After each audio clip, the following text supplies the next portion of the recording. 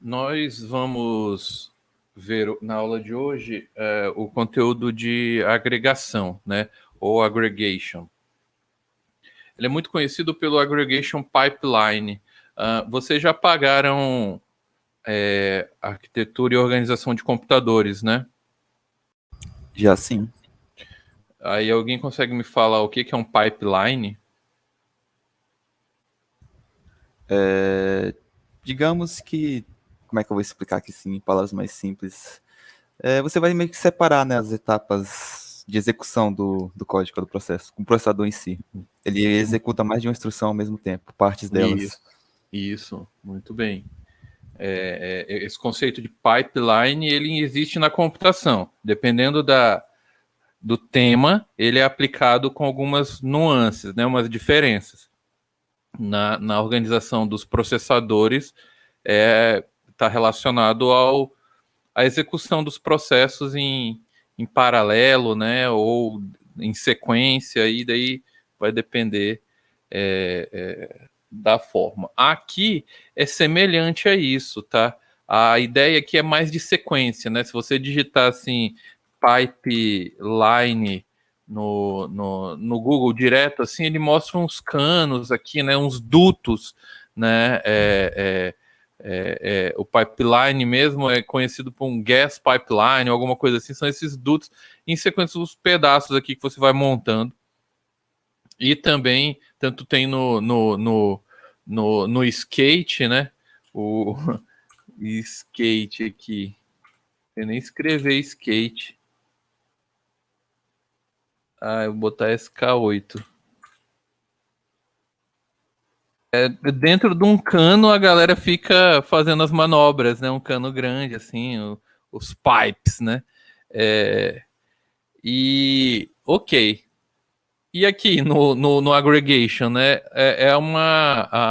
Se a gente for traduzir aqui, eu botei aqui para facilitar, agregação, as operações de agregação processam registros de dados e retornam resultados computados. As operações de agregação agrupam valores de vários documentos e podem executar uma variedade de operações nos dados agrupados para retornar um único resultado. O MongoDB fornece 3 maneiras de realizar agregação: o pipeline de agregação, a função de redução de mapa, ele traduziu dessa forma, e o método de agregação de propósito único. Aqui é o MapReduce, tá? MapReduce Function, Single Purpose Aggregation Methods e Aggregation Pipeline, que é o que a gente vai ver aqui com mais detalhes, tá?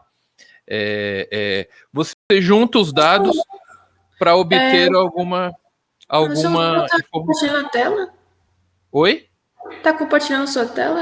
Eu que não tô vendo. Não estou compartilhando a tela. Muito bom, Bárbara. Desculpa, eu estou falando aqui, mostrei imagem e não estava compartilhando nada. Foi mal. Então, aqui eu tinha procurado o skate pipeline. Aqui ó, é um pipe dentro aqui, né, do skateboarding que fez sucesso aí na... Alguém aqui anda de skate? Eu sei andar. Sabe andar? Eu nunca consegui fazer nada. O meu sonho era fazer... Parece ser tão fácil, né? Quem já pegou o skate fez assim, fazer com que ele pulasse assim, não sei nem falar o nome, não sei de nada, né? Mas nunca deu certo. E o pipeline em inglês é esses dutos aqui, né? Bom, já passamos dessa parte. Eu tinha lido esse parágrafo aqui. As operações de agregação processam registro de dados e retornam resultados computados. Ou seja, você vai colocando por estágios. E cada estágio desse manda uma informação para o próximo, se houver. Ou ele retorna o dado no final, como você solicitou, né? E cada estágio desse, você pode combinar estágio um dentro do outro. Eles têm uma ação aqui, né? A estrutura de agregação é modelada no conceito de pipeline de processamento de dados. Os documentos entram em um pipeline de vários estágios que transformam o resultado agregado. Agregado, uma função de agregação que a gente já utilizou é a própria média. quando você coloca 10 números e chama a função AVG, ele traz a média daqueles números, divide por 10, ele traz um resultado só, ele agregou, ele juntou, né? Então, é essa a ideia. Eu fiz aqui um slide em cima dessa referência que depois vocês olhem lá no Siga e depois abram eu traduzi aqui algumas coisas que eu achei interessante, que ele vem com alguns exemplos. Mas, para iniciar, né, ele fez tipo um guia de agregação no MongoDB. Ao começar com o Mongo, você usará o comando find para recuperar as informações, né? E provavelmente isso será suficiente. Mas assim que começar a fazer algo mais avançado do que a recuperação de dados, você precisará saber mais sobre o pipeline de agregação do MongoDB. Aí ele fala que explicarei os princípios básicos de construção de consultas e, além disso, ele vai apresentar alguns exemplos. Aqui tem uma figura que representa o pipeline em si, né, o Mongo Aggregation Framework, onde você tem o input, a entrada, aí você vai executando os estágios, né? Aí, pelo operador de cada estágio, você pode colocar um na frente do outro. Essa ordem aqui altera o final, o produto, tá? Então tem uma sequência mais lógica de se trabalhar, mas o match, quando você dá match, é porque bateu como se fosse um igual, alguma coisa assim, né? O group é que você agrupa os dados, passando uma variável para você agrupar. Por exemplo, eu tenho uma tabela com 100 linhas e 50 moram em Boa Vista, uma tabela de dados de pessoas. 50 moram em Boa Vista, 30 em Mucajaí e 20 em Rorainópolis. Aí você agrupa por cidades, vai vir esses 3 resultados agrupados, tá? Por esses grupos como resultado. A gente vai fazer os exemplos para vocês verem que o group é muito importante para você juntar os dados. Assim como no estágio, você pode disjuntar os dados, que a gente vai ver qual é esse operador que faz isso. E o sort a gente já conhece, que é o de classificar, ordenar, né? Então, o group, nesse contexto, é o que faz realmente o trabalho de agregação. Os outros, eles dão uma diminuída no tamanho dos dados e tal. Tá? E você tem vários estágios possíveis, tá? Então, a entrada do pipeline pode ser uma ou várias coleções, né? Você pode, normalmente a gente vai começar a fazer os exemplos com uma, mas tem a possibilidade de colocar várias coleções de entrada, que seria no input. O pipeline, então, executa transformações sucessivas nos dados até que o nosso objetivo seja alcançado. Dessa forma, podemos dividir uma consulta complexa em estágios mais fáceis, em cada um dos quais concluímos uma operação diferente nos dados. Portanto, ao final do pipeline de consulta, teremos alcançado tudo que desejávamos. Ou, né, possivelmente conseguiríamos isso. Coloquei essa imagenzinha aqui de um pipeline, onde ele vai diminuindo, né, o tamanho até sair aqui uma moeda, né, entra com pessoas, dados, informações aqui, executa os processamentos e no final aqui sai uma coisa menor com mais valor, né? Ele dá essa ideia, essa imagem. Essa abordagem nos permite verificar se nossa consulta está funcionando corretamente em todos os estágios, examinando sua entrada e saída. A saída de cada estágio será a entrada do próximo. Aí vocês podem me perguntar, então dá para dividir esses estágios em consultas únicas e ir salvando ele em coleções e de resultados e sendo como entrada da próxima consulta, sem usar o aggregation? Daria para fazer isso, mas olha a trabalheira que seria, entendeu? Você fazer tudo isso separadamente. O aggregation, além de trazer funções diferenciadas, ele já trabalha com essa ideia para organizar e dividir essa consulta em partes. É por isso que é utilizado, tá? Qual é a sintaxe? A gente utiliza você pode separar o pipeline aqui como um vetor, tá? Ou você pode colocar esses carinhas aqui diretamente aqui, tá? Aqui ele só dividiu como os estágios. Começa com o match, o group e o sort que a gente viu. Pode ter outros, e daí você ainda pode setar algumas opções aqui, tá? mas utilizando banco de dados, coleção, aggregate. Essa é a função, tá? Você passa para a função aggregate, desculpa, um conjunto de estágios que você vai executar. Beleza, até aqui, tranquilo?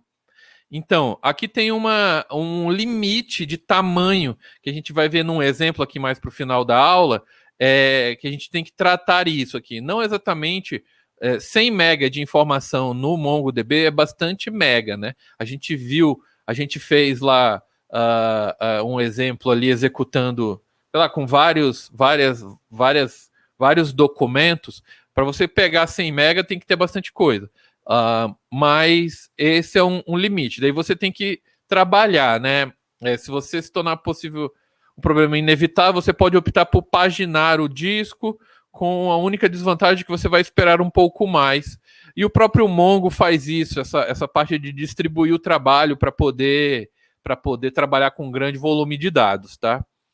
Mas existe uma limitação até na utilização de passar de um estágio para o outro. Essa função out, ela salva em outra coleção e ela também tem um gargalo, né? Tem um limite para você fazer isso. Aqui é só de informação que pode acontecer algum erro no futuro. Collection para exemplos, eu botei aqui para baixar, mas deixa eu abrir aqui que eu estava esquecendo de abrir. O exemplo aqui que a gente vai seguir. Se alguém falar no chat aí, daí vocês me avisam que eu vou...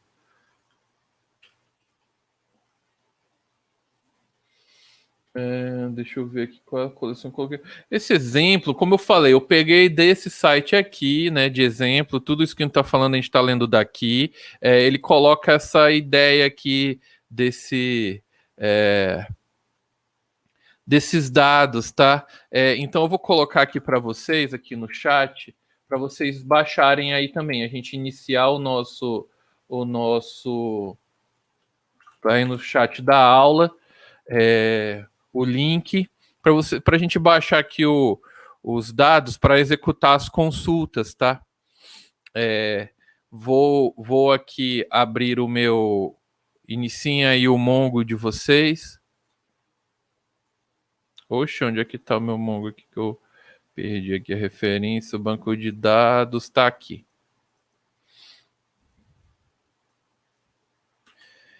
MongoD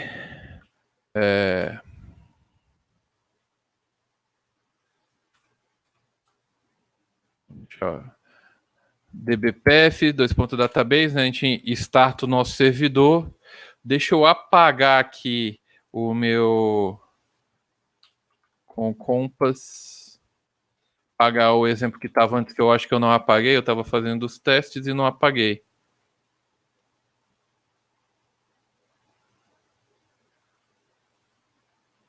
Eu prefiro apagar por aqui, que é mais rápido, né? Esse 3TDB. 3TDB vou apagar, tem que escrever. Beleza, e vou até sair. A gente vai usar isso aqui, vai na linha de comando por enquanto, né? Aí, vamos abrir aqui o nosso shell, né? Nosso Mongo SH.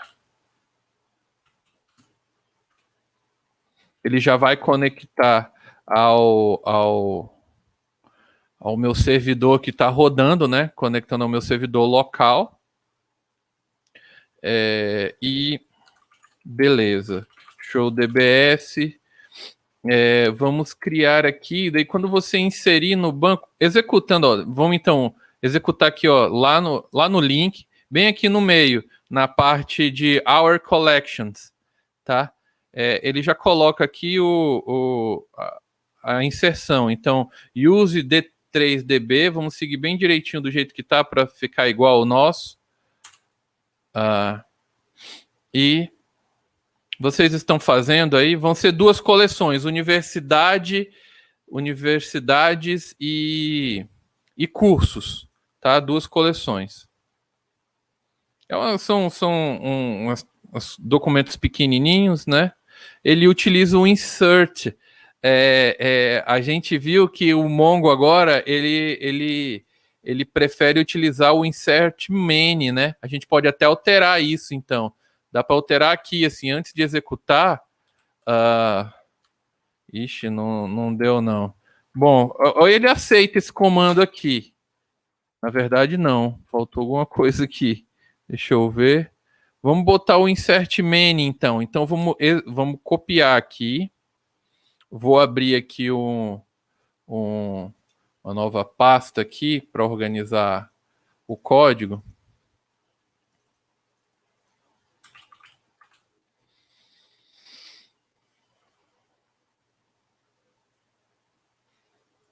Vocês estão fazendo aí também? Ou só estão... Sim, professor. Eu tô para beleza. Beleza, porque vocês têm que me auxiliar também se eu fizer alguma coisa errada aqui. Aula.mongo. E vou colar aqui aquele carinha lá. Deixa eu diminuir um pouco, que tá muito grande. Vou botar aqui para o insert many. Ele até já acha. Vou ver. Ele deu um erro lá, não sei porquê, mas vamos ver, né? DB University, eu já tô no DB. Será que tá faltando alguma coisa? Colar aqui agora novamente. Aí, agora eu acho que ele foi, hein? Eu acho que ele talvez iria, mas como foi descontinuado somente a função insert, né? Então, façam desse jeito aqui que não deu problema. Mudei, ele inseriu, só inseriu 2 documentos. Como eu falei, essa base de exemplo é pequena. Tem country, city, name, students, e depois ele vai tudo na Espanha, Salamanca, USAL, são duas, e UPSA, são duas universidades. E o curso, são 3 cursos aqui, né? Também vamos copiar, colar aqui pro nosso VS Code, mudar para main aqui. E não vai ter erro também, não. Ctrl C e não dê Ctrl V. Eu coloco aqui com o scroll, ele cola com o scroll, né? E beleza, agora nossas collections estão inseridas aí no nosso... Beleza, eu vou deixar vocês fazerem isso. E aí a gente começa com os estágios. Por exemplo, a gente pode até dar uma modificada ali para inserir um pouco mais de elementos, mas a gente pode fazer isso, tá? Só para... cada documento inicia e começa aqui. Vamos inserir a UFRR aqui, então? Então eu vou modificar aqui esse carinha. Vou deixar o que tem lá, que já está inserido. Country Brasil, vamos botar em inglês. Cidade Boa Vista, vamos botar 2 universidades aqui. Nome UFRR. Aí ele tem uma coordenada aqui, né? Vamos deixar aqui, que a gente não vai utilizar agora, mas as coordenadas são assim, né? Latitude e longitude. Estudantes, aí, 24, nem é 24 mil. A gente tem cerca de... Alguém sabe quantos estudantes tem na universidade, na UFRR? Não faço ideia. Sei não, professor. Tem cerca de 8 mil. Assim, estudante mesmo deve ter uns 4 aí, mas tem uma galera que enrola, na verdade, mas tô brincando, vamos botar aqui desse jeito mesmo, só mudar aqui, só para ficar um pouquinho diferente, digamos cerca de 8 mil em 2021, e sempre foi mais ou menos esse valor aqui, tá? 890, digamos que alguns foram jubilados, outros se formaram, mas a entrada é mais ou menos essa mesmo. Vou botar aqui, então, 7 mil. Tá ótimo. Outro país. Vamos botar Brasil novamente. Vamos botar UFAM. Cidade de Manaus. UFAM. Vamos deixar assim. Vamos deixar assim. Ganhar tempo. Vou inserir novamente. Tá? Beleza. Agora, se a gente der um db. DB universities .find e dar um count aqui, tem lá 4 universidades, né? E daí, agora a gente vai poder, assim, eu quero só que ele mostre com os nomes dessas universidades, né, no resultado. A gente vai poder utilizar isso, tá, com o aggregate. Vamos continuar aqui, vamos só dar uma modificada, ver se inserte os cursos. Na Universidade USAL, aqui ele tem uma chave estrangeira, tudo na USAL. Então não tem curso, ele não botou curso na outra que ele colocou. Então vamos colocar uns cursos aqui também. Curso da UFRR, vamos colocar o nosso, Computer Science, nível amazing, excelente. Vamos deixar assim. O FAM, vamos botar outro curso da universidade. Qual é um curso medicina? Não, vamos puxar saco de medicina, não. Botar um curso de letras. Caramba, eu não tenho raiva de medicina, não. Só de alguns mediciners. Vamos botar aqui arquitetura também. 3 cursos para cada. Arquitetura, e é excelente também. Eu vou dar um Ctrl+C aqui, botar uma vírgulazinha. Não esqueça dessa vírgula, senão vai dar erro. E botar aqui os cursos da UFAM também. UFAM, Direito. Vamos só para a caso de teste, vamos botar aqui que ele é regular.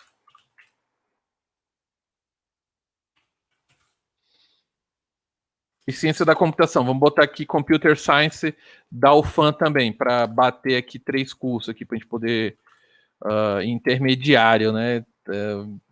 E UFAM, botar aqui, medicina, tô sem ideia. Vou colocar aqui para você, copiar e colar para vocês aí, tá no chat, viu? Ganhar tempo.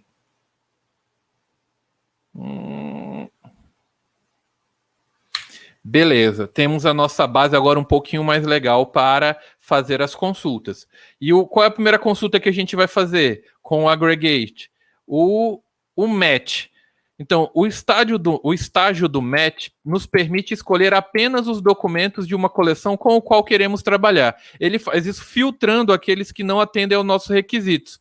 No exemplo a seguir, queremos trabalhar apenas com aqueles documentos que especificam Spain no valor de country e Salamanca no valor de city. Eu não botei o exemplo aqui, mas ele está aqui, tá? Vamos aqui no site. O match ele está aqui, ó. Eu esqueci de colocar. Ele até coloca um pretty. E daí a gente vai fazer. Vou aqui no nosso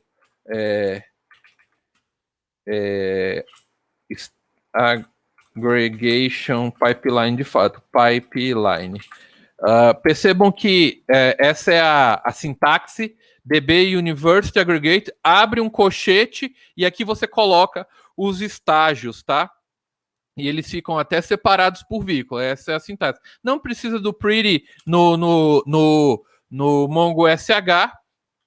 Vamos ver o que retorna essa consulta aqui. Retornou as duas, ele retornou o documento todo, né? Retornou o documento todo, ó, da cidade, do país, country e cidade, deu 2 matches. Ele só dá o match completo, né? Por exemplo, no Brasil, se eu colocar aqui, a gente pode modificar aqui para ser Brasil, que a gente colocou, com Z, né? E cidade foi Boa Vista, né? É para retornar os resultados de... Só retornou 1. Será que eu errei?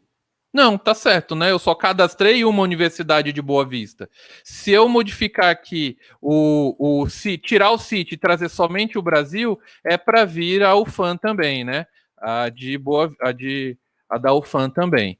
Aí veio os dois, tá? Então, é como se fosse um E. O match, quando a gente vai concatenando parâmetros aqui, ele só trouxe o que você passou. É como se fosse o find com os critérios, tá? Mas ele já enxuga um pouco a minha coleção. Beleza? O match, primeiro estágio, dos mais utilizados para você não precisar consultar em todo o conjunto. O project a gente já vem vendo lá da banco de dados Zoom, que é para você projetar. O que é projetar? Você fazer, eu tenho uma tabela e com o project você seleciona algumas colunas para mostrar somente, tá?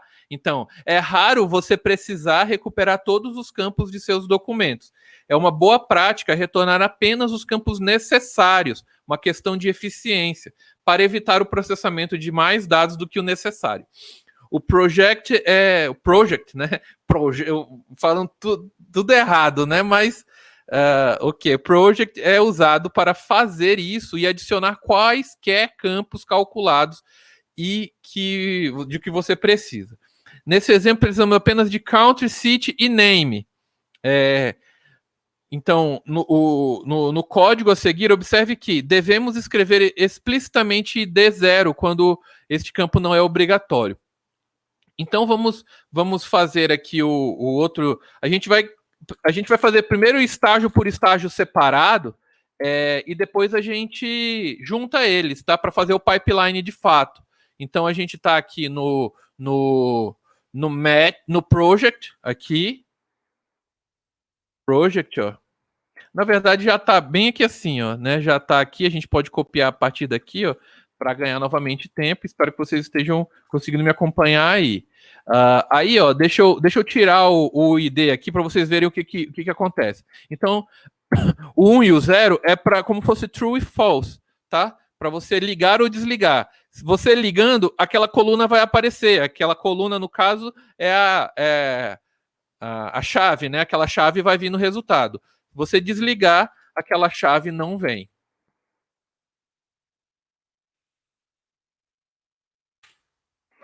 Deixa eu aumentar aqui a minha... Ó, o retorno veio somente com o que eu pedi que viesse. Então, eu procurei as universidades por nome, city, country, city e name, né? Então, eu tenho as 4 aí universidades cadastradas e veio o ID. Por que ele está falando? Eu não quero... Ele vem o ID por padrão, tá? Então, para eu tirar o ID... Eita, deu um Ctrl+C sem querer aqui. Deixa eu fazer um teste aqui. Se eu botar aqui...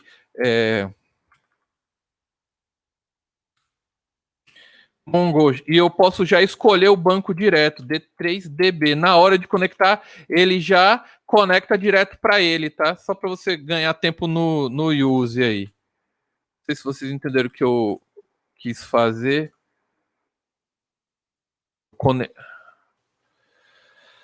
Agora eu aumentei demais aqui o negócio, não estou conseguindo diminuir, peraí. Diminui coisa. Aí. Show, beleza. Agora tá show a nossa área de trabalho. O que a gente estava fazendo? Ele não guarda o histórico.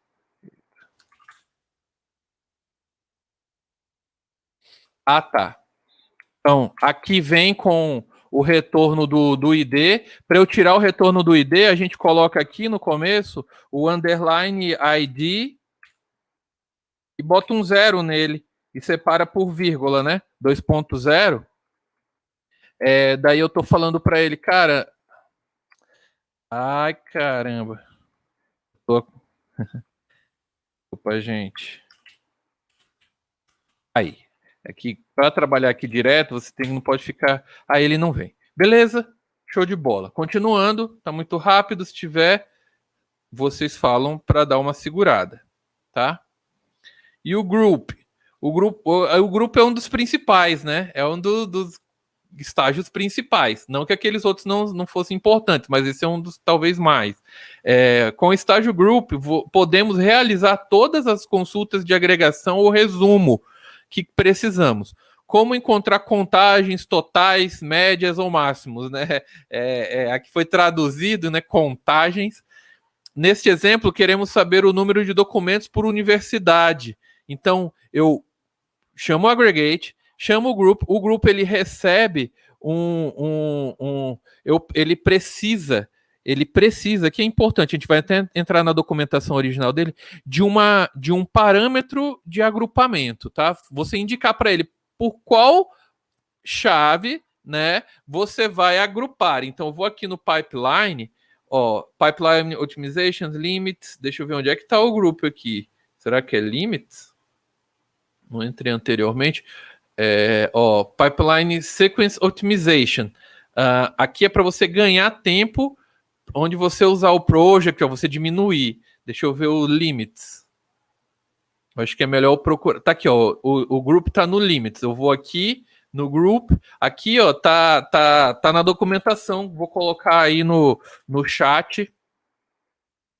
Aí, o group input document by a specific ID expression and for each distinct grouping, outputs a document. The ID field, então, ele fala de o ID o campo de ID do grupo, ele é obrigatório, você tem que, cadê? Aqui. O campo de ID do grupo não é o ID do ID da coleção, é o ID do estágio, tá? Da função que eu estou querendo falar. Eu tenho que dizer para ele, você vai agrupar por qual critério? Aqui ele estava agrupando por name. Então, pelo nome da universidade, e daí ele soma o name... Deixa eu ver, o name lá das nossas universities é o name da universidade em si. E daí vamos ver esse resultado. Vamos ver se ele tem algum sentido do jeito que tá, né?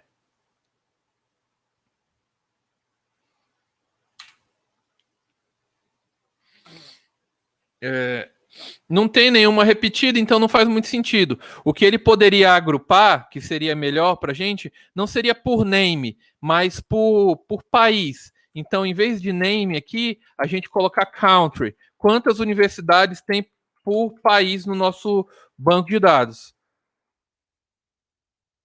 Aí, Espanha 2, Brasil 2. Beleza? Ele faz o agrupamento, faz a junção. Nesse agrupamento, você pode fazer cálculos. No caso, ele fez uma soma, né? E aqui, nesse Total Docs, normalmente você, né, somei, ele pegou esses dois. Eu poderia fazer uma média, eu poderia fazer um outro cálculo com outro operador. Isso aqui é um operador de soma, tá? E aí que vai ficando mais legal o negócio, né? Vamos aqui, deixa eu ir aqui traduzido para facilitar para a gente, limits, aqui no group, aí ele fala, não traduziu o negócio? Cadê? Como é que eu executo o negócio aqui? Tradução, original, tradução. Ele não, pensei que dá para navegar junto aqui, o Google é meio burro. Aqui. Bom, não tá traduzindo. Mas vamos ler aqui então. Vamos ler do original então.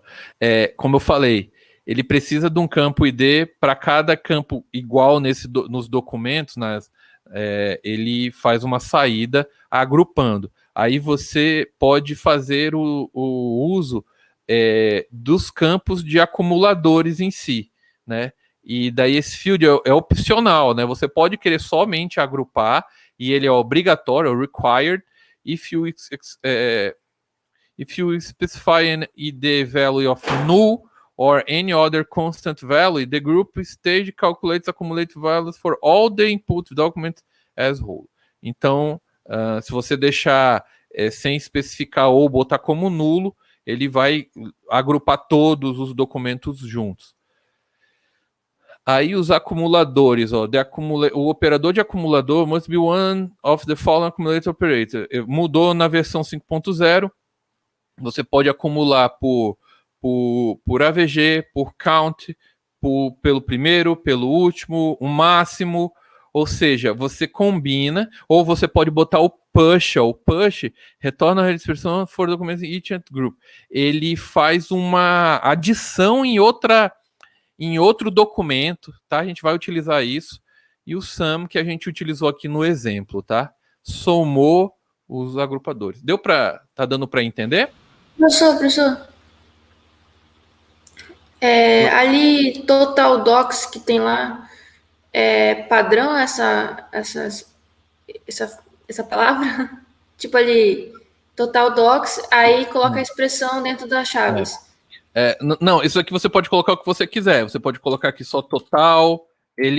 Só que isso aqui importa na saída. Vamos botar total aqui. Vocês vão ver. Não tem uma regra, não. Não é obrigatório. Isso aqui é discricionário aí. Você pode colocar o que você quiser. Só que esse nomezinho. Botei total agora aqui no acumulador do agrupamento. A saída foi total aqui. Aí, como esse cara, ele é entrada para um outro estágio, vocês vão ver no pipeline em si, que aqui o nosso pipeline, ele está de um estágio único. Aí eu vou trabalhar com total, entendeu? Se eu for querer, assim, fazer...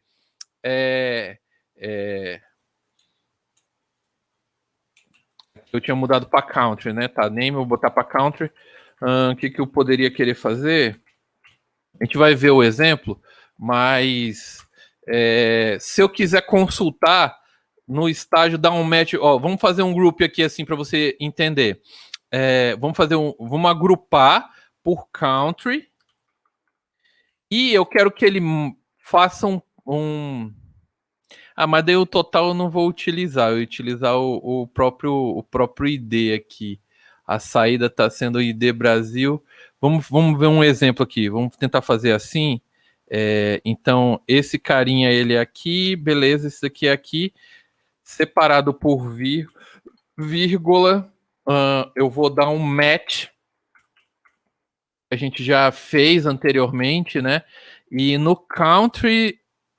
no caso, vai ser ID Brasil, né?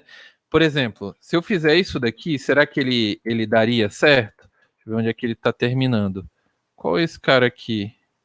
Ah, tá. É isso mesmo. Vamos ver se isso daqui daria certo. Quero que ele agrupa... não mostrou nada. Mas se eu botar aqui underline ID...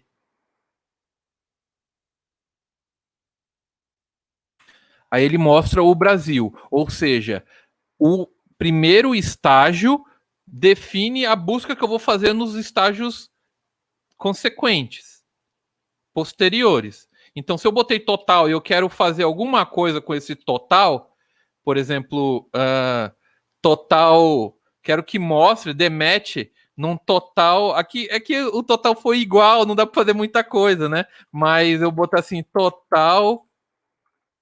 Daí você poderia utilizar até um maior que zero, ou maior, utilizar ainda um campo de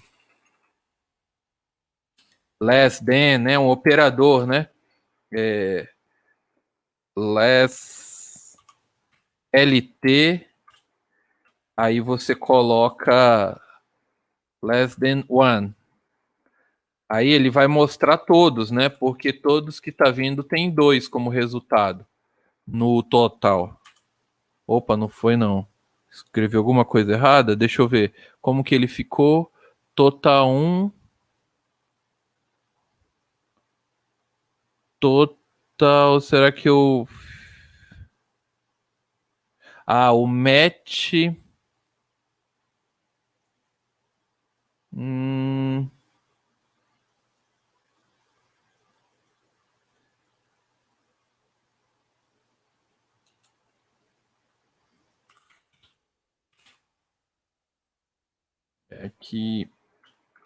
Aqui ele não vai vir também, mas se eu mudar para 2 é para ele vir.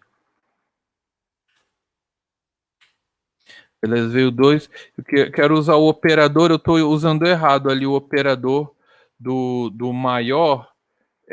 eu teria que colocar aqui cada... Dá para usar o operador aqui também. Less than and equal. Deixa eu colocar aqui. Ó, no aggregation, toda pesquisa, ele vem o único e o aggregation junto, né? Aí ele tem um exemplo. É com a coisa do colchete. Eu estava esquecendo do colchete. E o less than vem antes. Então, ó, seria assim, ó. Tá? Só pra gente fazer um negócio legalzinho, ele vem antes, dá para dar um match, less than, aí a gente bota o total que a gente tá colocando aqui como operador aqui, botar 2. Vamos ver se é isso mesmo que a gente tá fazendo. Fecho ali que tá faltando um colchete. Senão a gente dá continuidade depois que as coisas têm que ser, ó, top operator if you have field not... Ah, tá. Que uma coisa é o operador, outra coisa é o... No top level operators. Less than if you have a field name that starts with a symbol. Tem que... Ele tá dando no project. Ah, tá. Aqui ele tá usando o less than. Eu que tô fazendo errado novamente. É porque eu tô usando no match, né? Vamos fazer o seguinte. Só para a última tentativa. Total.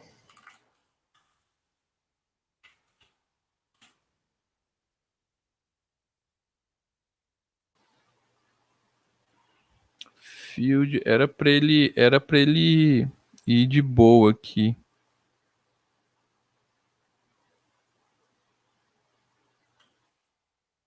Ele não foi.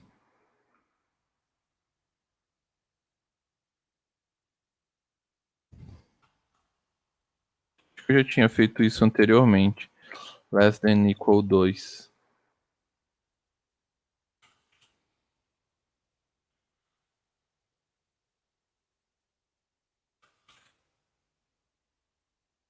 Agora deu. Tá, eu tava. Vocês já devem ter visto nos exercícios, agora que se eu mudar para 3, não vai ter nenhum com 3, né? Dele não. Ah, o less than. Oh, eu tava fazendo errado. O less é menor, né? Eu queria falar great than. Caramba. Falha minha. Vocês estão entendendo, né? Que foi feito. Botar aqui less than one, daí não vai vir nada. Dentro do primeiro grupo, né, que tá agrupado ali, ele tá pegando apenas os resultados que tem o do match. Na verdade, ele está pegando o resultado do group. Tanto que Sim, eu não tenho, e eu não ele tá tenho esse. filtrando pelo match. Aí ele está agrupando por country e criando. Ele está criando como se fosse outra coleção aqui, né? Só com esses dois campos, ID e o total. Aí eu tô dando um match no total. Eu queria desde o começo falar greater than ou equal. E daí ele vai, ou less than, tanto faz, mas eu posso utilizar os operadores. Daí eu tô pegando o total daqui. Se eu mudar aqui total como estava antes, como é que estava total docs, né? Eu tenho que usar o total docs aqui. Entendeu? Entendi, sim. Beleza, então. Vamos continuar.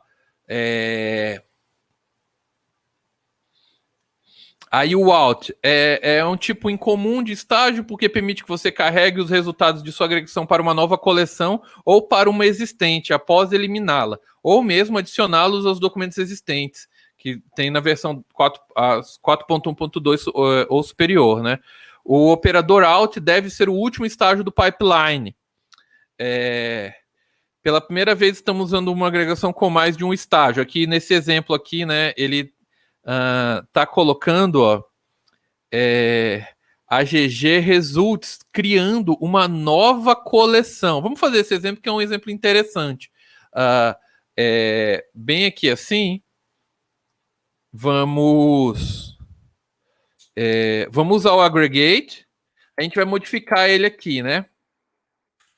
aggregate, daí colchete com os estágios. Eu vou agrupar por country, que é o que a gente está agrupando. Vou somar, né? E salvar em AGG Results. Esse AGG Results não existe na minha base ainda. Se eu der um show collections, só tenho 2 coleções, courses e universities. Opa, tô aqui sem querer.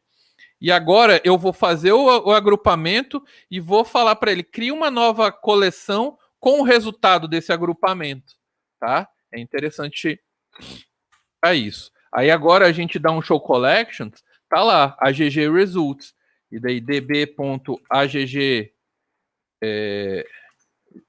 AGG results, ele não está encontrando, é com R maiúsculo, AGG results.find, e daí tá lá os 2, o resultado, digamos, foi salvo numa nova coleção, né? Tá agora físico. Show de bola? Deve ser útil para alguma coisa no futuro, tá? E o alt sempre é no final. O unwind, muito importante esse daqui. O unwind no Mongo é comumente encontrado em um pipeline porque é um meio para um fim, né? Ele normalmente está ali no meio fazendo uma ação. O que seria unwind? Qual é a tradução de unwind aqui?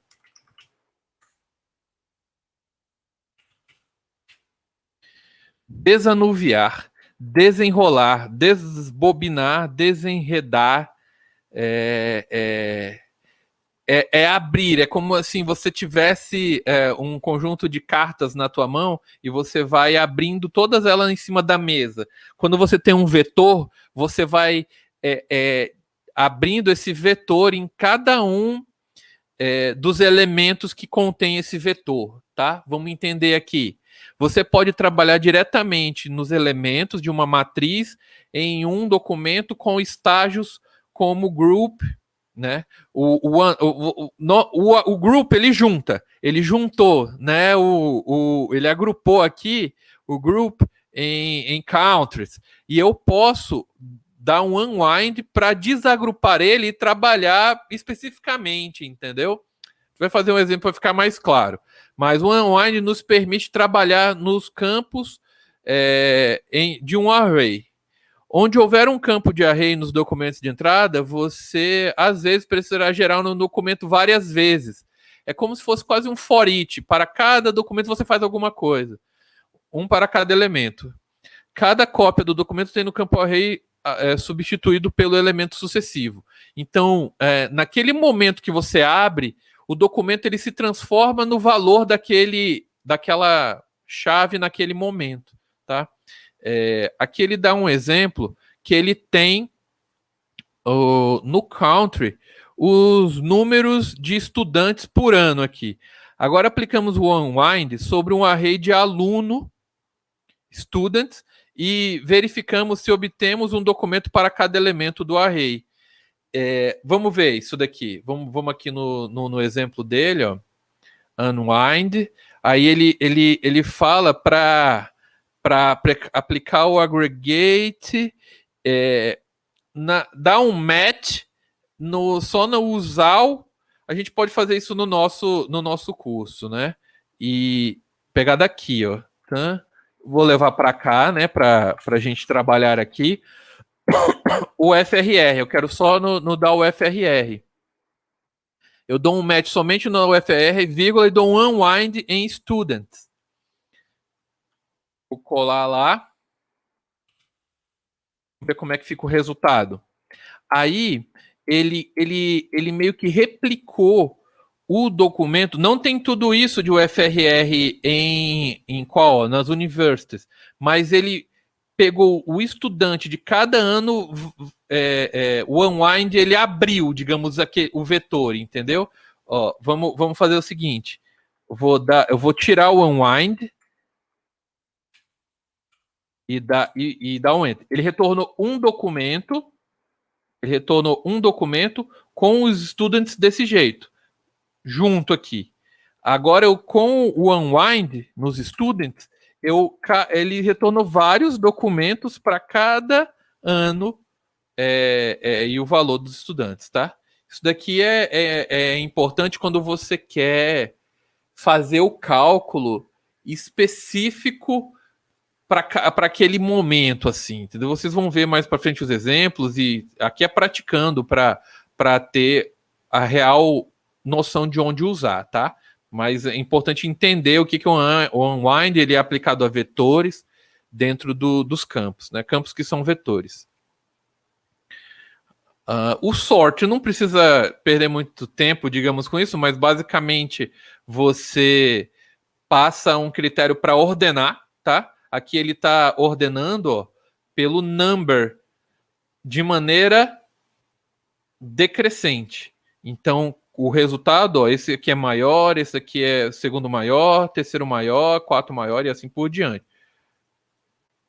Né? São menores.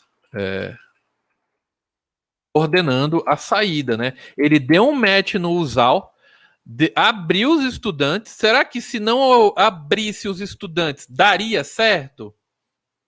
Ele viria o resultado dessa maneira? A gente sabe que não viria. Né? Deu um project só para mostrar o ano,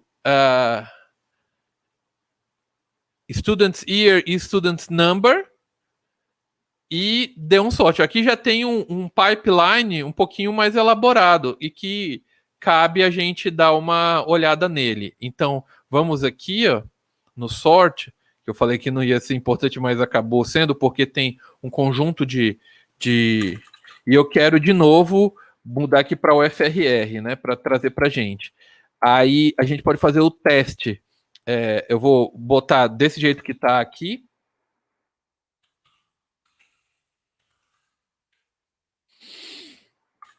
E ele veio assim, somente esse foi o resultado, né? Se eu tirar o unwind, vamos tirar o unwind aqui como parte do estágio, ver qual é a diferença. Primeiro, se ele vai dar certo e tal. Ó, ele meio que trouxe, mas ele retornou um vetor, né? Ele não retornou diretamente só um documento, ele retornou um documento com o vetor e ele não ordenou. Não veio ordenado. Aqui veio ordenado, ó, o maior primeiro. Viu que não deu certo no final das coisas? Ele retornou alguma coisa, mas não o que a gente queria.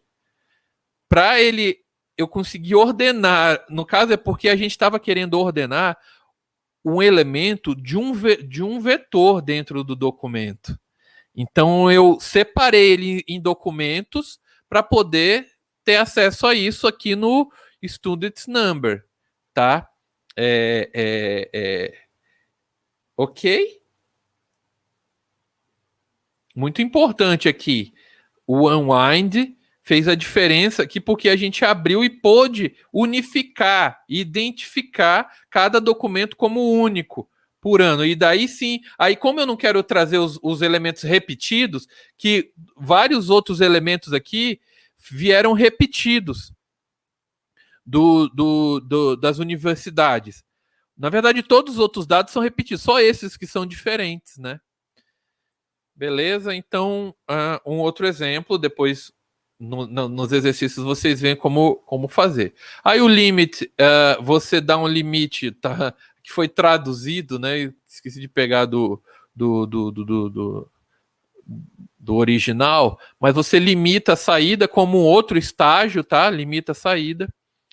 E aí tem outros estágios. Você pode adicionar campos, então dá um match e dá um... Aqui é interessante, eu não estou utilizando nem insert, nem insert many, mas eu consigo inserir dados aos meus documentos em tempo de agregação aqui, de consulta.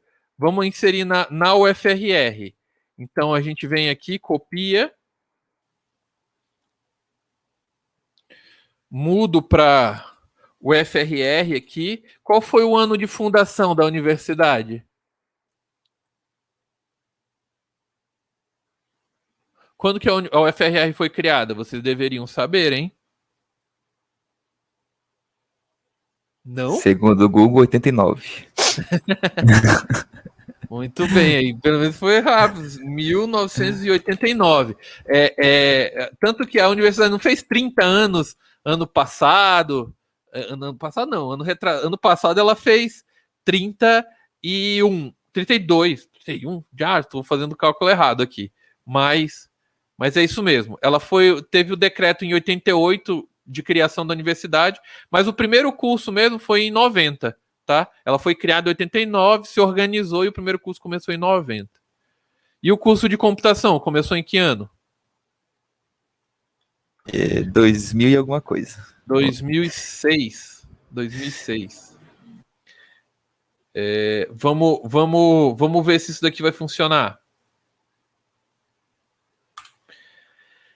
Ó, ele até já ele retorna, né? Eu dei um match na UFRR. Se eu não dou esse match aqui, ele coloca o ano de fundação para todas as universidades, tá? Por isso que é importante o match.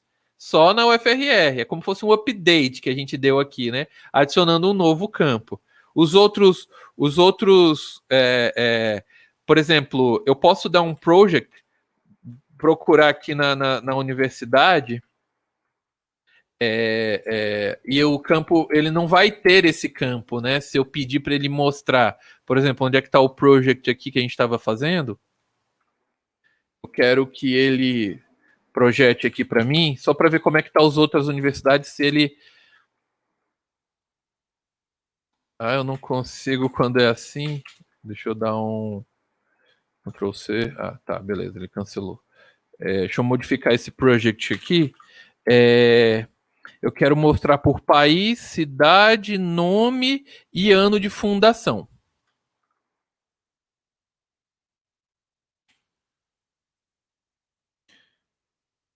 Vou tirar o site aqui, vai ficar muita informação. Ano de fundação 2.1.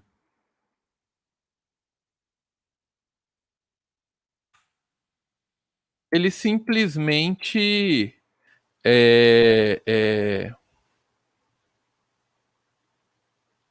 cadê? Não veio. Porque só o FRR que tem Foundation Year, né? Só o da UFRR, mas ele não, deixa eu ver, era para ele ter alterado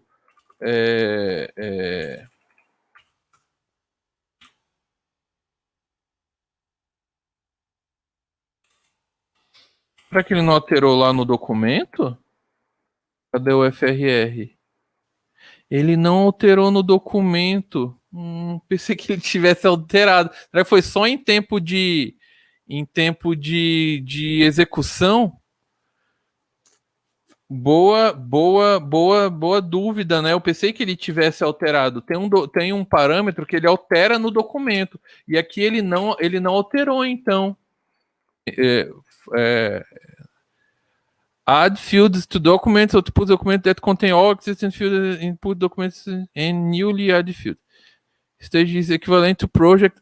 Ele é equivalente ao project. Ele não é equivalente, ele não altera o documento. Deve ter alguma exit field in the input document and add new fields. Specify the name each field to add the set for more information. Behavior. O Add Fields, ele anexa novos campos ao documento existente. Você pode incluir uma no estágio. The Add Fields embed documents with not the add element in existing array. User can concat array. Eu queria ver onde ele fala que não altera o documento.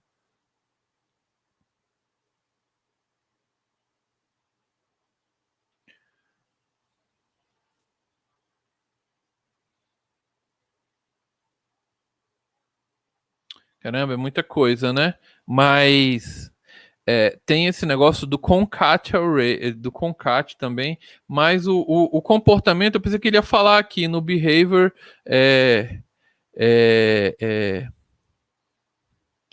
ele import the name of new field is same existing field name, overwrites the existing values. Ele não fala implicitamente, mas ele falou aqui, né? Deu para entender aqui. é equivalente ao project. Ele não altera o documento. Ele não cria, não altera na memória, né? Ele altera em tempo só de retorno aqui. Então, esse carinha, ele, em tempo de retorno que eu estou querendo falar, é no tempo aqui da consulta, para o próximo. Se tivesse um outro estágio aqui, eu poderia trabalhar com esse dado, mas ele não alterou o documento. E a gente viu isso na prática aqui, né? Beleza? Deu para entender? Eu pensei que alterava, falha minha aqui, não tinha verificado esse ponto. Deu sim, professor. Beleza, então vamos lá. Tá terminando aqui, a gente vai para um exemplo prático aqui, legal, que eu quero fazer com vocês. É só porque é importante realmente a gente ir tirando essa do add fields. O count, né? O count é super importante, você utiliza ele bastante para contar os elementos aqui, né? Abrir o unwind e ele conta o que tem de retorno desse cara, né? Tá? Lookup. O lookup é outro estágio, digamos, avançado. Você pode fazer uma busca, uma procura em outras coleções, ó. Aí aqui é como se fosse um join. Então esse aqui, ó, como o MongoDB é baseado em documentos, podemos moldar nossos documentos da maneira que precisamos. No entanto, geralmente é necessário usar informações de mais de uma coleção. Usando o lookup, você pode mesclar campos de duas coleções. Aí ele começa o aggregate, dá um match no name, projeta somente o nome e busca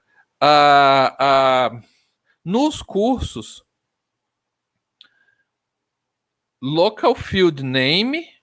Se a gente abrir aqui os nossos cursos aqui, né, os nossos dados de curso, ele tem essas informações aqui. University, name e level.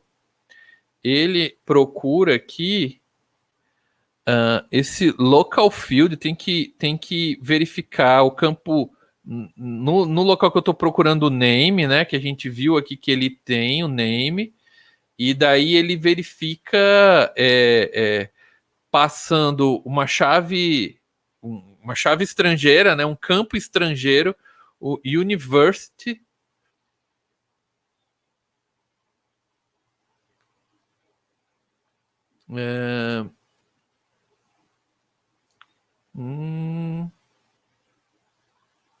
Vamos ver direitinho aqui. As courses. Tá, ele colocou uma evolução aqui. Vamos pegar do lookup aqui, que aqui é importante. Daí a gente vai para o exemplo.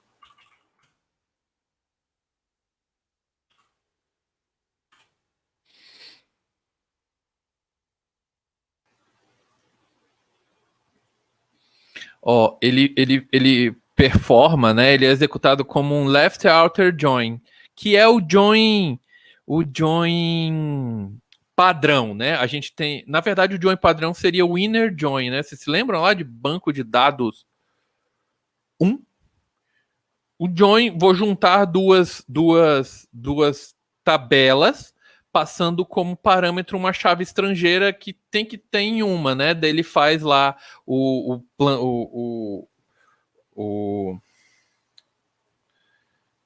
caramba, eu ia falar plano cartesiano, mas ele faz o match entre os dados e retorna somente o que for válido, né? E aqui é o que ele está falando. To unshared collection in the same database. To filter in documents from the joined collection for process. To each input document, the lookup stage adds a new array field whose elements are matching documents from the joined collection. The lookup stage process these repatch documents to the next stage. Aqui tem um exemplo, né? Basicamente, essa é a sintaxe, então mesmo. A coleção que você quer juntar, lembrando que aqui eu estou dentro de um aggregate e a coleção que eu quero juntar, o local field, o field from the input documents,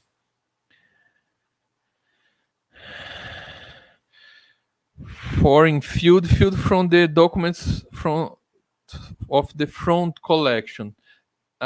Então, era isso mesmo, eu tinha lido errado. Aqui, no University, eu tenho o name que eu coloco o local field. Ele tem que bater com o nome que está em University, que é o que ele colocou aqui no exemplo, tá? Aqui, ó. Então, esse cara é o que vale das universidades e esse cara é o que vale do que vem do front, do cursos aqui. E daí ele renomeia para esse campo como cursos aqui, nesse caso, né? Que é o que ele fala aqui, Output Array Field. Então vamos executar para ver o que ele vai dar ali.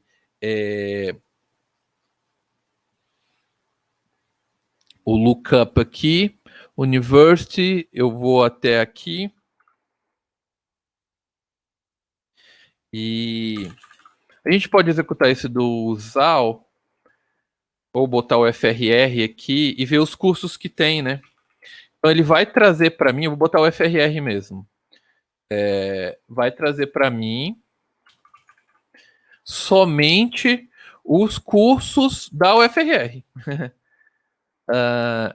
Então eu estou fazendo um aggregate, aí ele veio o nome, renomeou em cursos um conjunto de documentos com os cursos que estão no meu banco de dados da UFRR, tá?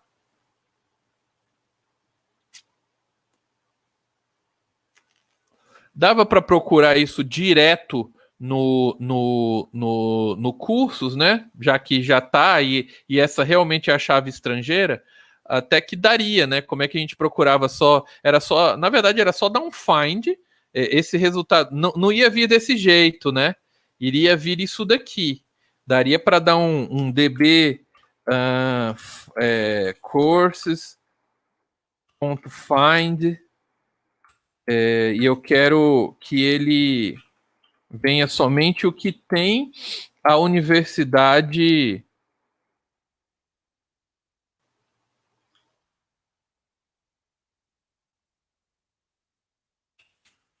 UFRR. Veio somente o que tem o UFRR. Basicamente, só que aqui eu estou fazendo no aggregate, lembrando que esse cara vai ser utilizado no próximo estágio, né? Então eu vou e aqui a gente fez um join, no caso left join, né? Como ele disse ali na documentação, tá? Esse é o documento resultante, esse aqui. Tá? Depois você se aprofunda. E beleza, vamos para o exemplo para dar tempo. Deixa eu ver, o exemplo que eu coloquei foi da tarefa Senado aqui. Deixa eu fechar aqui, vamos salvar depois. Espero que vocês tenham anotado o de vocês.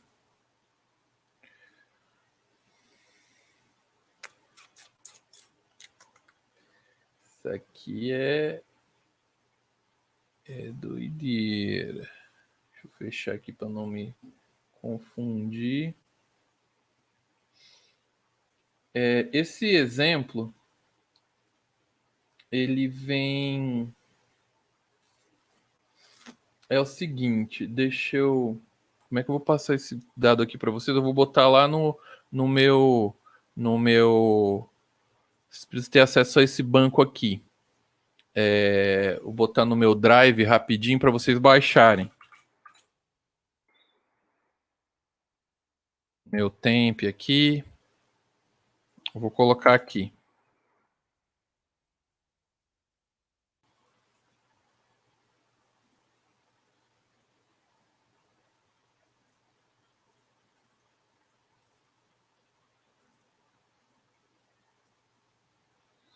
Não é bom botar as coisas da maneira crua, né? Era para eu ter zipado, mas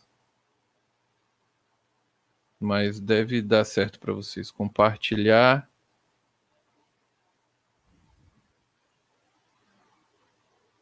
Oxe, demorando.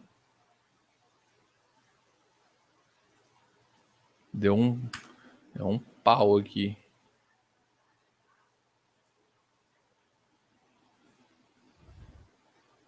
Vai, eu acho que... Ah, tá.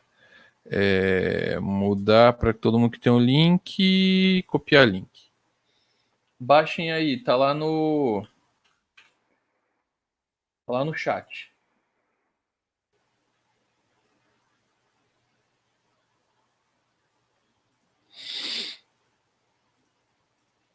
Eu vou criar uma pastazinha aqui. Tarefa Senado aula. Eu gosto de fazer assim, as coisas, separando tudo por pasta e abrindo aqui. Então, a primeira coisa, eu vou baixar para ver se deu certo, né? Vou clicar aqui. E aí você clica ali em fazer download, né? Salva lá no...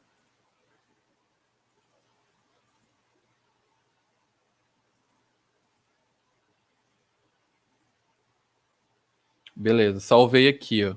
Ele apareceu aqui agora para mim. Isso daqui é um dataset das despesas que foram reembolsadas pelos senadores desde o ano de 2012, eu acho. Tem do ano 2012 ao ano 2017. A gente pode fazer esse tratamento aqui para pegar realmente o ano, né? Vendo aqui que o ano, como o ano tá, para saber o ano que foi e tal. Alguém consegue verificar algum problema nesses dados para a gente fazer uma análise nele? Como assim, professor? Se eu quiser, por exemplo, fazer uma consulta por qual é o mês que teve mais reembolso, você garantiria fazer? Eu tenho um campo de data, correto? Que eu sei que data exata. Aqui está 18 de janeiro de 2017, 18 do 1. Do jeito que está esse campo, numa consulta do MongoDB, você consegue imaginar que eu consigo saber assim, qual é o mês que teve mais gastos?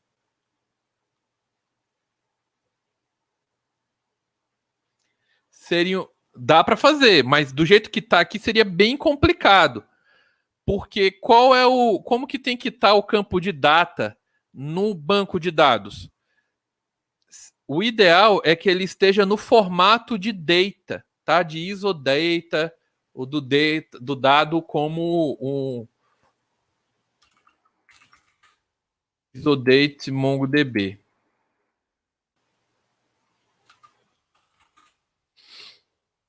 O campo de data o campo de data, a função data, né? Retorna uma string com um data object. Com o data object, um campo de objeto de data, a gente pode trabalhar com essas funções aqui, ó.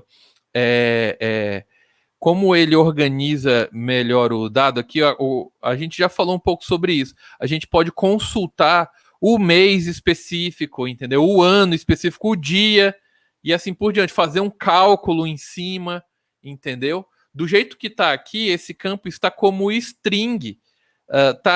Fica muito complicado para trabalhar com os dados. A mesma coisa com o valor reembolsado. Como é que eu vou fazer a soma de string? Você consegue somar string? No MongoDB aqui você não consegue. Ele vai concatenar as coisas. Para eu somar, ele tem que estar no valor numérico mesmo.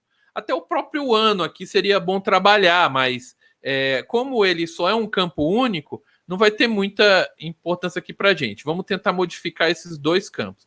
Primeiro, a gente vai importar esse arquivo que está .json para o nosso banco. Como é que a gente faz isso? Usando o Mongo import, tá? Se você digitar aqui import JSON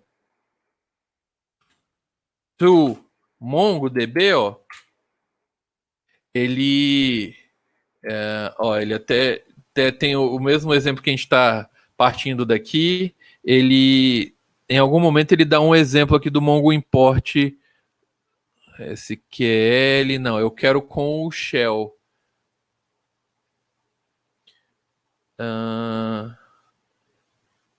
Sei lá, se esse daqui... Eu vou até botar aqui, eu sei que tem um Mongo Import, eu posso fazer uma pesquisa direta, mas eu quero mostrar, ó, aqui, ó. O comando ficaria assim, Mongo Import, host, db, a gente até meio que já fez isso, né? Só que a gente fez com o CSV. E vocês instalaram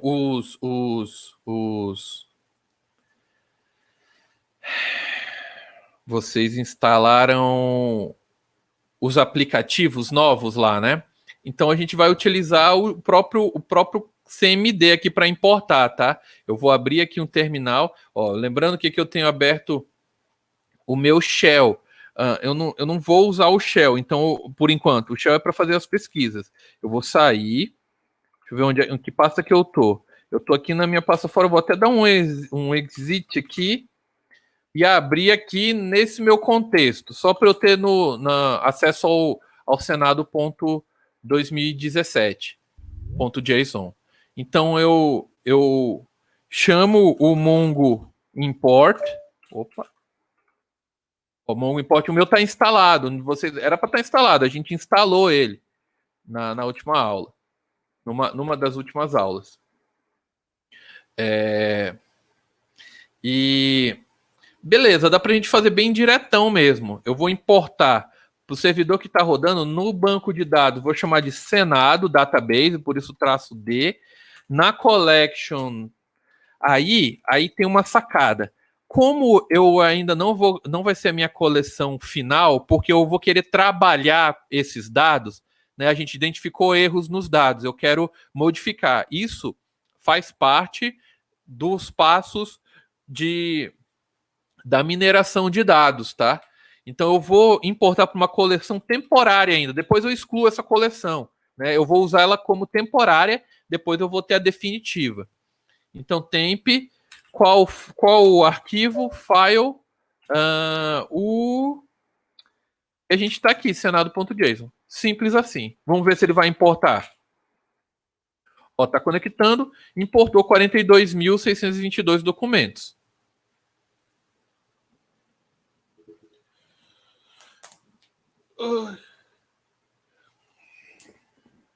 Todo mundo fez aí?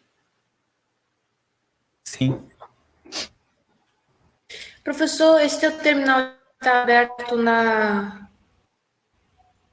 aberto no arquivo onde está o Senado? Isso, tá na pasta onde está o arquivo do Senado. Então, se você está no Windows aí, você tem que abrir o teu terminal e caminhar lá para onde está o Senado. Ou você coloca o endereço dele, o caminho, né?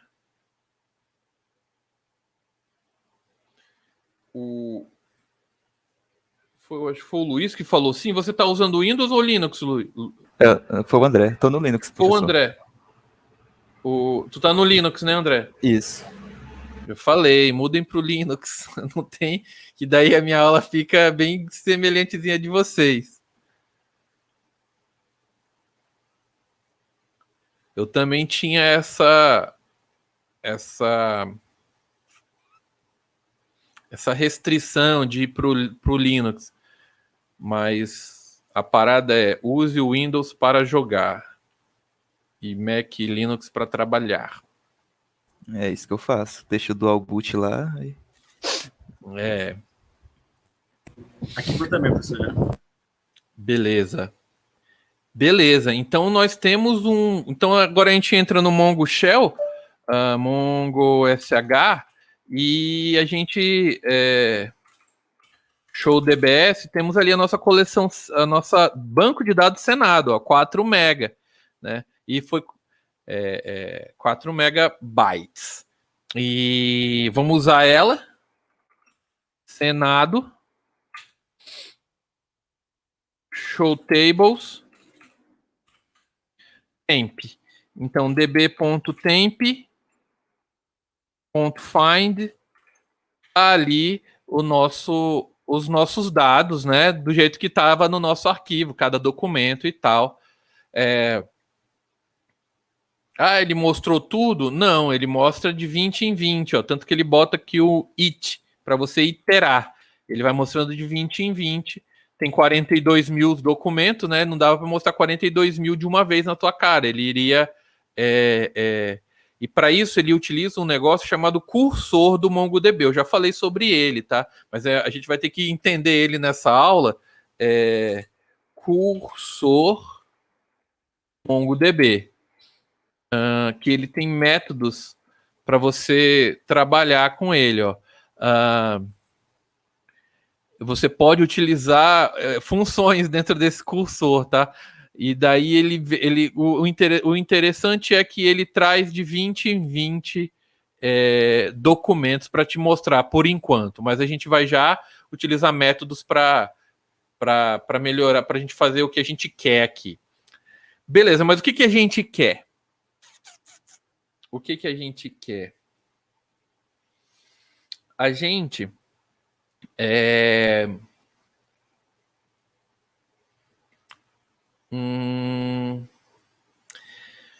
a gente quer alterar cada documento desse, mudar a data para uma data no formato isodata, no formato mais próximo do formato UTC, né, que fala, cadê aqui, ó, isodate, isodate is a UTC format, né, Coordinate Universal Time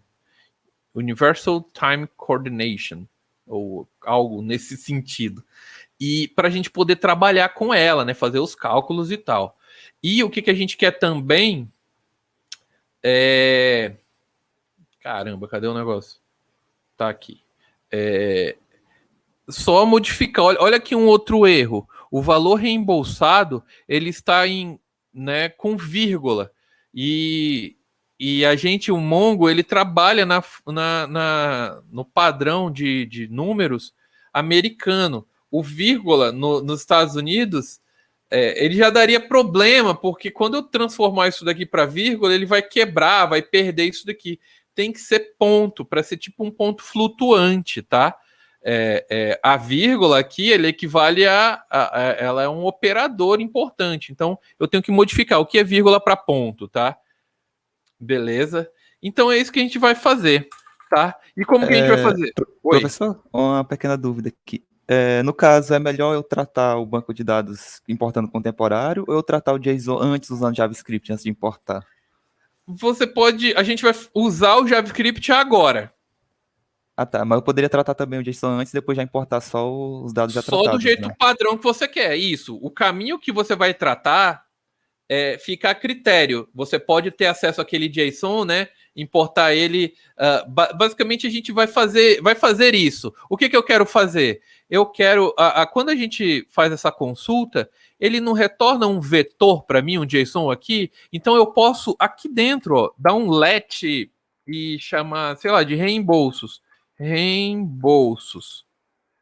É o que vem, né?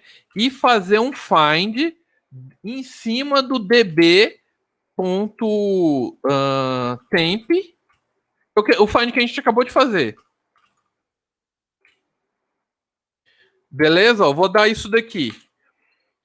Executou até muito rápido. Acho que será que deu certo? Agora eu vou chamar o reembolsos aqui, que é a função, a variável que eu acabei de dizer. Olha aqui, o reembolsos, eu consigo agora usar funções de mapeamento dentro dele. Ó, se eu der um reembolsos.count só para ver se veio todo, ó, veio os 42 mil documentos. Ele está como um vetor de documentos. Tá? Por exemplo, o que eu estou querendo falar? Eu posso utilizar a função reembolsos. Você pode utilizar o for each aqui, né? For each. Cacete, como é que escreve for each aqui? For each JavaScript aqui. Ou map, né? Vamos utilizar o for each só como exemplo, depois a gente utiliza o map. Daí, ó, em cima de um vetor, você pode dar um for mesmo, ou usar o for each. Vamos utilizar o for each que é mais elegante, que ele utiliza, for each. Ele não estava completando ali, eu não sei porquê, mas eu posso utilizar o for each. Vamos pegar aqui esse exemplinho. Esse canal aqui é muito legal, desse carinha aqui, tá abrindo a loucura, mas é o... Alguém já entrou nele? É o... É o Soltinho, deve. Dev Soltinho, isso mesmo, Dev Soltinho. Ele dá aula na Lura, faz bootcamp de React. De React, né? Eu confesso que conheci ele não faz muito tempo, mas muito legal os vídeos que ele coloca no canal dele. Ele se aprofunda, ele não fica só na superfície ali das coisas. E daí ele dá o exemplo aqui de for each, eu preciso passar uma função aqui dentro, né? Que eu posso ser um elemento, uma função anônima aqui. Eu não sei se a gente já teve um pouquinho de aula de JavaScript, né? E aqui dentro eu dou um console.log. Tá tudo na mesma linha, mas ele tem coisas diferentes aqui, tá? E aqui dentro eu recupero o elemento, né? Elemento ponto, daí eu posso pegar, por exemplo, só o senador aqui. Senador, só a chave senador. Então ele vai listar somente os senadores aqui para mim, ó. Só que aqui, como eu não dei um pause, ele tá listando os 42.000. Mas não vai quebrar a nossa máquina, não. Espero que não. A minha não quebrou. E ele ainda veio na... Vamos procurar aqui um nosso querido, ou não tão, Romero Jucá, apareceu aqui, ó. O Caju. Mas se ele gastou muito, né? Se o nome aparecer muito, é porque o cara tem o Romário. O Romário só tem um. O Romário. O Romário era senador nessa época, né? Ronaldo Caiado, que é o governador, prefeito, sei lá, de Minas agora, né? Qual é o outro nosso senador nessa época? Eu nem me lembro.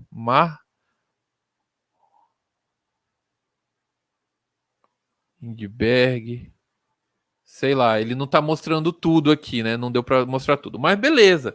Então, deu certo. A gente tá usando JavaScript junto com a nossa coleção, né? Então é isso que eu quero fazer. Vocês vão já entender. Vamos aqui para nosso aqui para a gente poder trabalhar legal.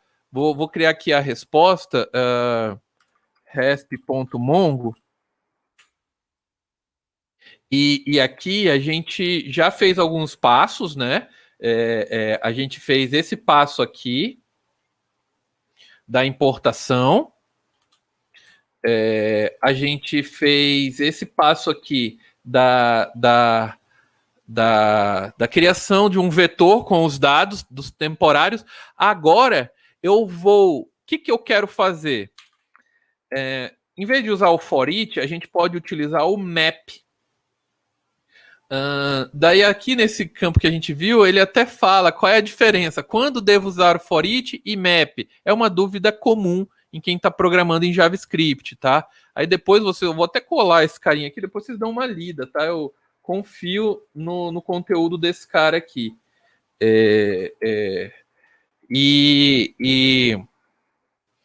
Vamos para o map aqui. Na prática, como vimos no começo do post, o map e o for each parecem fazer a mesma coisa. Porém, a diferença vem quando analisamos o retorno do que sai deles. A diferença fica clara.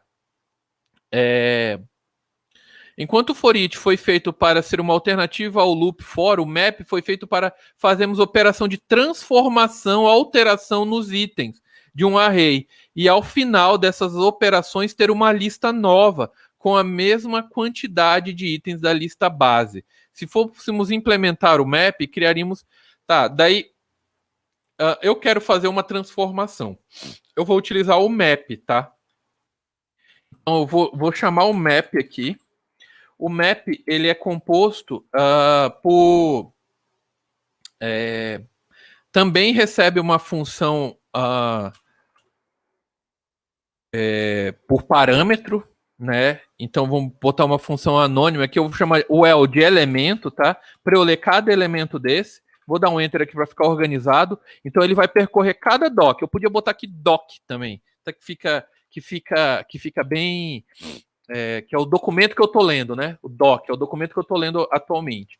E aí eu vou fazer uma transformação nos dados diretão mesmo. No for each ali, a gente pode pegar o doc e eu quero fazer o seguinte. Vamos fazer um teste. O elemento, o documento, eu posso alterar uma parte dele somente. Por exemplo, se eu botar aqui .doc, qual que eu quero atualizar aqui? Vamos aqui no Senado. O mais fácil de alterar inicialmente é o valor reembolsado. Eu quero transformar vírgula para ponto e tirar de string. Eu quero transformar em número. Vocês conseguem ir já pegando qual função, no conhecimento de vocês, qual é a função na lógica de programação que faz a substituição de um elemento por outro em uma string? Replace, né? Todo mundo. Vocês têm que ir pegando essa até para vocês procurarem mais rápido as coisas. Então, eu vou trabalhar no valor reembolsado. Então, o meu valor reembolsado vai receber um novo valor. Se eu fizesse somente isso e falasse assim, o FRR, sei lá, alguma coisa assim, todo mundo no map iria ser o FRR no valor reembolsado. A gente pode fazer esse teste, não precisa fazer esse teste ainda de vocês. Eu poderia fazer aqui, mas eu sei que vai ser isso, tá? Eu posso fazer em tempo de execução só para mostrar, depois refazer as coisas. Se eu fizer somente isso daqui, e aqui no meu campo, e executar esse código, e dar Enter,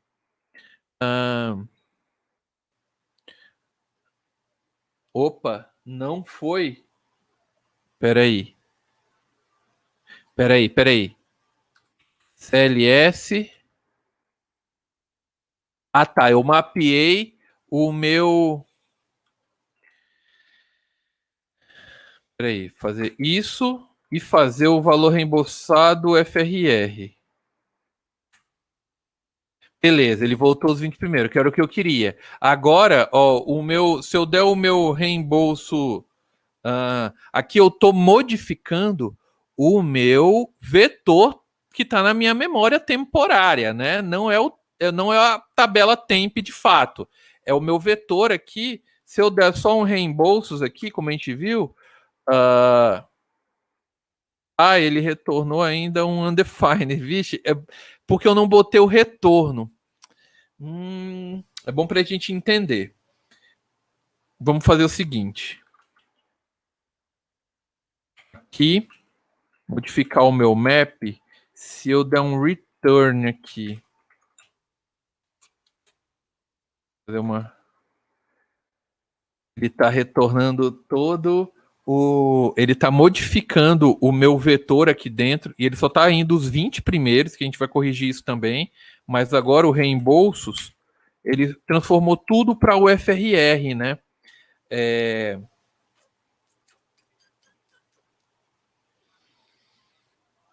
A gente vai trabalhar numa reembolsos insert one element. Não vou conseguir mostrar aqui para vocês o que eu quero que ele faça, mas vai dar certo.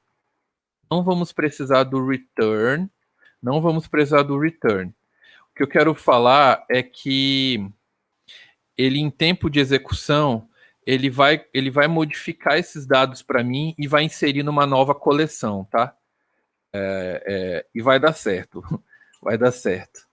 Então, vamos fazer assim, ó. Em vez de ser o FRR, eu quero transformar esse valor em número. Então, eu vou chamar a função number. Se eu passar aqui, ó, o doc aqui para número, ele já transforma de string para número.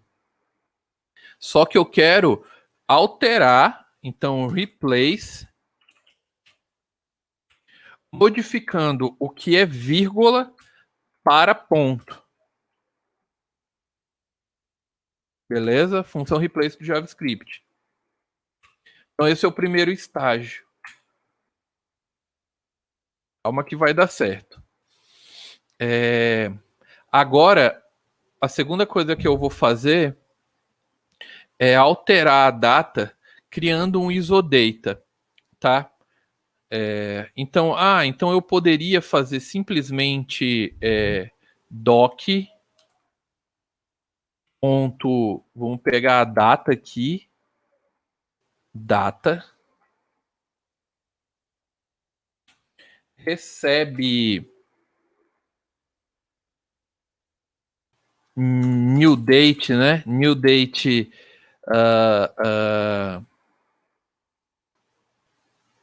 doc data, só que tem um probleminha. O new date, a entrada do new date, ele, se eu fizer isso, ele está no padrão brasileiro, dia, mês e ano, né? Eu não posso jogar assim a data no new date, que ele não vai ficar correto. Ele vai colocar... qual é o formato da data americana? Mês, dia, ano. Mês, dia, ano, né? Será que ele fala aqui em algum momento? Tem até ano, mês, dia, mas mês, dia, ano também vai. Eu quero... isso aqui é uma new date com... Mas eu vou colocar mês, dia, ano. É o formato americano. Deixa eu aqui. Formato de data. Month, day, year. Tá? É isso que eu vou precisar. Month. Então, como que eu faço para a entrada da minha função new date seja mês, dia e ano? Eita, desafio. Não pode ter caminhos mais simples, mas um caminho, vamos fazer de um jeito, vamos fazer de um jeito mais elaborado aqui do JavaScript. Tem uma função, tem um método do JavaScript chamada immediately invocate function expression. O que é isso? Uma função, uma expressão de função imediatamente chamada é um idioma de linguagem de programação que produz um escopo léxico usando um escopo de função. Era popular em JavaScript como um método de suporte à programação modular, onde a introdução de soluções mais padronizadas como módulos. Tá, deixa eu ver. Esse cara que eu acho que ele explicou bem facilzinho. Eu tinha visto antes, para facilitar aqui para a gente. Basicamente, você pode escrever algo assim, ó, aqui no JavaScript. Você pode escrever algo assim, com duas funções. E aqui dentro da primeira, você coloca aqui, você pode escrever function aqui dentro, function, e colocar uma função aqui. Essa é o escopo de programação, ó, é isso aqui que ele está fazendo. A sintaxe do IIFE, que é o Immediately Invoked Function. Primeira coisa, qual é a vantagem de fazer isso? Deixa eu ver onde é que ele mostra as vantagens. Não mostrou aqui onde é que eu queria. Deixa eu ver se é esse ou esse. Tem um aqui que ele fala qual é a vantagem de fazer isso. Uma é você trabalhar com escopo fechado, né? Porque se você trabalhar com uma função somente assim, ó, vocês vão entender. Aqui é programação um pouquinho mais avançada. Perceba que o nome da minha função aqui, function x, a minha função ela está com o escopo global. Se eu fizer isso daqui, eu coloco o escopo da minha função privado para esse escopo aqui. Eu não tenho acesso aqui fora, tá? Estão entendendo o que eu estou querendo falar? Isso é uma das vantagens, controlar o escopo. A outra é que você pode executar alguma coisa aqui Por exemplo, aqui ele recebe um Y, e eu falo que o Y é igual a 2. ou posso só um 2 aqui. Ele vai pegar esse 2 como entrada. Aqui tem 2 parênteses mesmo, tá? Para execução da função aqui dentro, tá? É isso, é um pouco diferente, é um pouco fora do comum do que a gente está acostumado, mas é o que a gente vai fazer aqui. Por quê? Eu quero que o dado seja trabalhado primeiro. Para eu poder jogar para a minha função newDate, eu não posso jogar ele assim. Eu vou jogar dando um split no date, vocês vão já entender o funcionamento disso. Então eu dou um split. O que é o split? Ele quebra em partes, correto? Onde que eu quero que ele quebre? No barra. Tá? Então eu vou quebrar a minha data em partes no barra e ele cria um vetorzinho. Quem viu o que o split faz, ele cria um vetor e ele criou um vetor com as partes. O 0 é o dia, o 0 é o dia, beleza? O 1 é o mês e o 2 é o ano. Numa função D minha aqui. Eita, não estou entendendo direito, mas vai dar certo. Ó, esse é o meu escopo, tá? Depois vocês pesquisam com mais calma essa parte aqui do immediately. Vou botar aqui. Que muitas vezes é utilizado e a pessoa nem sabe o que é, ou não sabia nem o nome, mas vocês veem muito quem utilizou já jQuery. O jQuery ele é pensado assim, vocês podem ver vários códigos com 2 parênteses, um seguido do outro, tá? Uma coisa é esse cara primeiro, e eu vou precisar o newDate vai ficar encapsulado. Então calma lá. O parênteses vai vir aqui. Esse carinha aqui, calma lá. Vamos. Vai ter uma função aqui dentro que vai receber o vetor split da data, para eu poder trabalhar com essa data do jeito que eu quero. Tá? E daí eu vou retornar return o newDate daí da maneira que eu quero. Aí é só eu pegar o D, eu não quero que o mês venha primeiro, e daí eu monto o meu mês primeiro. Então, eu tenho 0 dia, 1 mês e 2 anos. Beleza?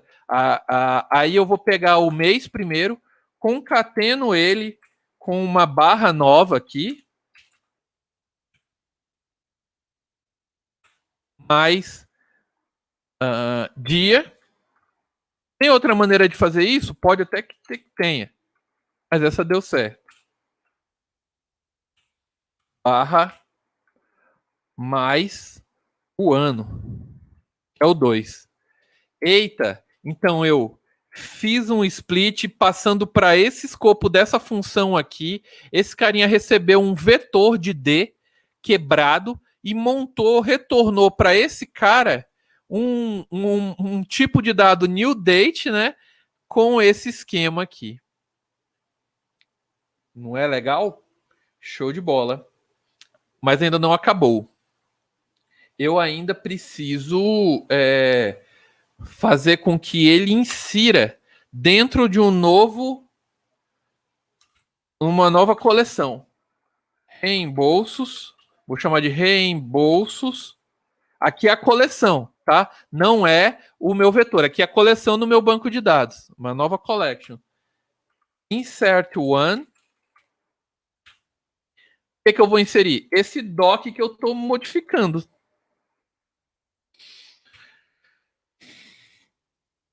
Beleza? Vamos ver se vai dar certo. Então, vou refazer aqui para não dar erro. Vou criar o reembolso em cima do find. Aí eu já faço o map aqui. reembolsos map no doc, no tana. Mas algo não, ó. Será que ele inseriu? Vamos dar um show tables aqui. Foi criado reembolsos. Vou dar um db.find. Opa, db reembolsos.find. Será que ele funcionou, né? Ô, caramba. Aí. Tá lá, ó. Valor reembolsado foi modificado. A data está no formato isodata. Aí, ó, a gente pode ir lá para o primeiro elemento para ver se deu certinho. A gente pode então selecionar o primeiro elemento de cada casa. Em vez de find, bota find one. Not a function? What the? Find one, não find onde. Find one. É esse do Assir Gurgax, do ano 2007, mês, no valor de 62,3. Deixa eu ver do temp aqui, só para ver se...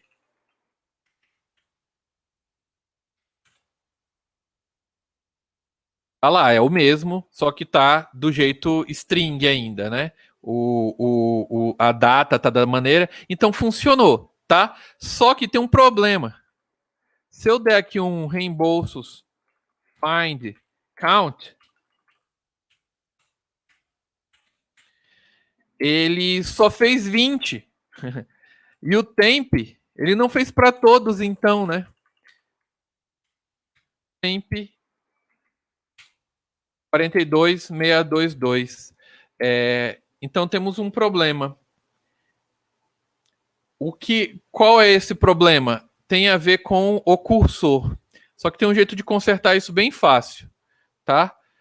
Procurando aqui, eu encontrei um toArray. Returns an array that contain all documents returned by cursor, tá? Então eu boto um toArray no final, ele vai fazer para tudo. Se eu não colocar, ele só faz para os 20 primeiros, que é o limite do cursor, ou eu tenho que ficar apertando o it para fazer para todos, tá? Então, o que é isso que eu estou fazendo? Vamos deletar o nosso banco de reembolso que a gente fez por aqui mesmo, db.reembolsos.drop. A gente vai criar um novo, beleza? Deu certo. Ó, o nosso show table só tenho uma tabela agora lá, temp. Vou refazer o nosso que a gente fez até agora. Eu vou criar a variável let reembolsos. Vou dar o reembolsos map do que a gente fez ali, só que aqui eu vou colocar um toArray com A maiúsculo. No finalzinho. Vou dar Enter. Ele vai demorar um pouco, porque agora ele vai fazer por 42 mil. Professor, não entendi nada. Não, nada. Vocês também não vocês entenderam. Alguma coisa vocês entenderam. Relendo os passos, talvez pode cair em outro momento, outra melhoria de dados vocês podem fazer, mas dá para fazer essa... demorando aqui no meu, não sei se um de vocês já foi, se deu tempo de vocês fazerem também. Demorando mais do que o comum aqui, será que deu erro?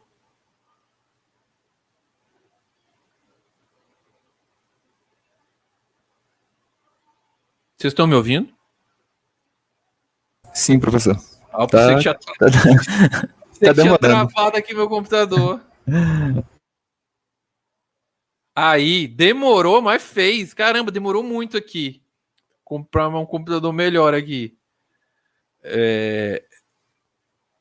Aí, se a gente der um reembolsos find count, tá lá, 42. Se a gente der só um find, só para ver como é que tá a galera lá dentro, find one, né? Ou dar um find grande, para ele vir os 20, tá todo lá, modificadinho do jeito que a gente quis, tá? Agora, a gente pode fazer o aggregate, só que eu vou deixar como tarefa aqui para vocês, qual é a tarefinha. é fazer esse aggregate aqui, ó. Tudo isso para fazer uma consulta específica. Vocês veem como que o negócio não é tão simples. Qual é a tarefa? Importar isso aqui a gente já fez. Fazer uma consulta que retorne os gastos, valor reembolsado por senador e por tipo de despesa. Vocês conseguem identificar... Oh my gosh. Cadê o... Como é que eu... Aqui. Quebra de texto. Eles mudaram, não era assim, era um negócio de row... Mudaram, né? Fazer uma consulta que retorne os gastos, valor reembolsado por senador e por tipo de despesa. Ordenado em ambos os casos por gastos, limitando aos 15 senadores que mais gastaram em 2017. Eita! Mas a gente viu na aula de hoje meio que como fazer. Essa aqui é a consulta de desafio, digamos assim. Fazer uma consulta contendo por ano e mês o valor médio dos gastos do mês, independente de senador. E somente os senadores que mais gastaram mais que a média naquele mês específico.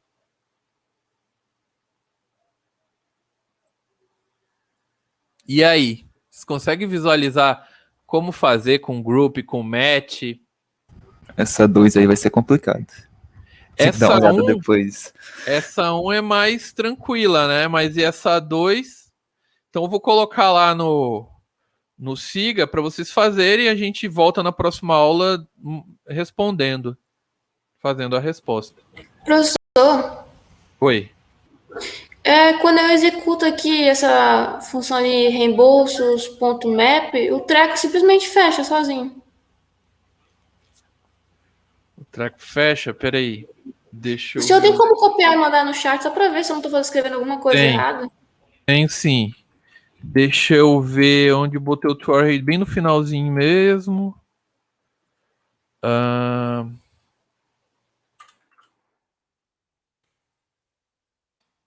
Eu botei o Warhead no final, vou botar aqui. E esse probleminha eu já até tinha corrigido para vocês, né? Eu até dei uma procuradinha ontem que eu tava, putz, será que não vai dar certo? Mais deu. Então ficou assim. Deixa eu botar no chat.